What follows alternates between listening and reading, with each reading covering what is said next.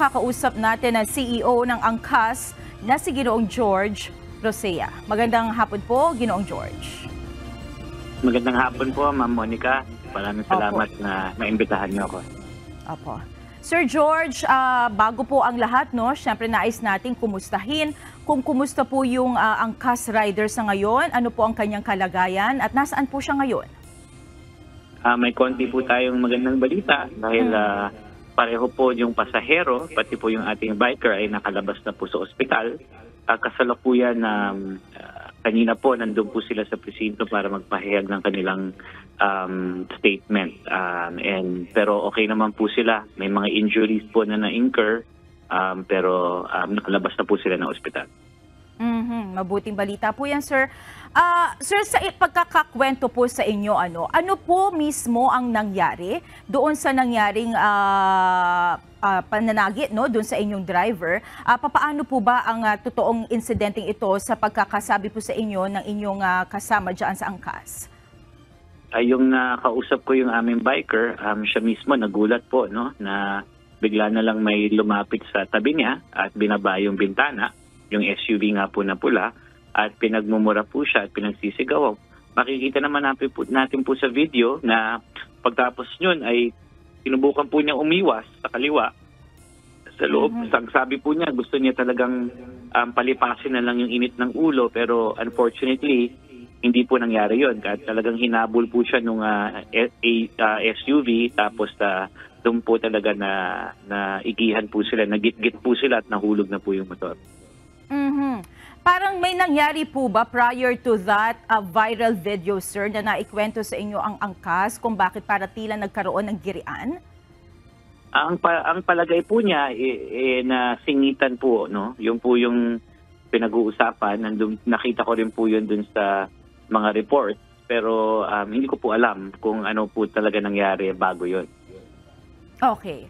Kanina po doon sa ating report, nabanggit po na tutulungan po ng Angkas, no? Hindi po kayo papayag na maargabyado itong involved na driver. Sa ngayon po, ano po ang hakbang na ginagawa ng Angkas para matulungan itong driver? At meron din po ba kayong ibibigay na tulong maging doon sa pasahero po, no, na nasangkot dito sa insidente?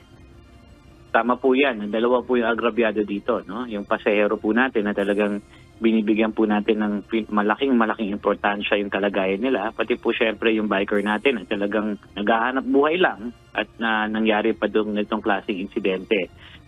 We are providing them with the medical assistance, and syempre walang mga compensation ng mga yan dahil dito sa trahedya na to. So where we are also discussing with them in terms of how we can compensate them in the meantime, pati na rin po yung motor para mapaayos natin. Pero nandiyan lang po yung aming mga lawyer in support. We will defer to authorities kung ano yung pinaka magandang hakbang ang mangyayari at ano yung magiging kaso nila. But nandiyan lang po kami para sumuporta sa pasahero at sa ating biker. Sir, alam naman po natin, no, ngayon lalo na holiday season, medyo magiging mabigat po talaga ang mga lansangan at maging ang inyong kumpanya ay talagang magiging busy this holiday season. Baka po mayroon na lamang po kayong mensahe sa inyong mga riders, maging po sa mga mananakay.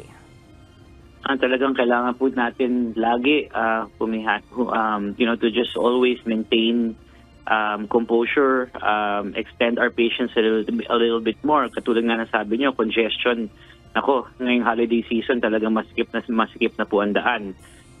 We hope na maging aral din po to sa iba na we should always extend mutual respect. Na kahit anong sasakyan yan, maliit man yan o malaking sasakyan, huwag po natin apihin porket maliit lang po yung sasakyan at motorsiklo lang po siya na ipapairal po natin yung init na ulo. Kung masyado po mainit ulo natin, siguro wag na po muna tayo magmaneho sa daan para at least ma-avoid natin ang ganitong klase mga insidente. Huling tanong na lamang po, Sir George, no? Sa mga ganitong insidente po na makikita na talagang naargabyado po ang isa sa inyong mga empleyado na mga rider ng Angkas, like in this case, mukhang hindi po agad makakabiyahe itong taong involved, natutulungan naman po sila in terms of finances ng kumpanya? We will make sure that we extend to him the necessary assistance, especially ngayon na Diyos ko magpapasko na at hindi siya makabiyahe. So habang hindi siya makabiyahe, nandiyan po kami handa tumulong. Alright. Sige, Sir George, patuloy po kami makikipag-ugnayan para sa update sa insidenteng ito. Maraming salamat po sa inyong oras. George Rosea, Thank you. CEO ng Angkas. Thank you po.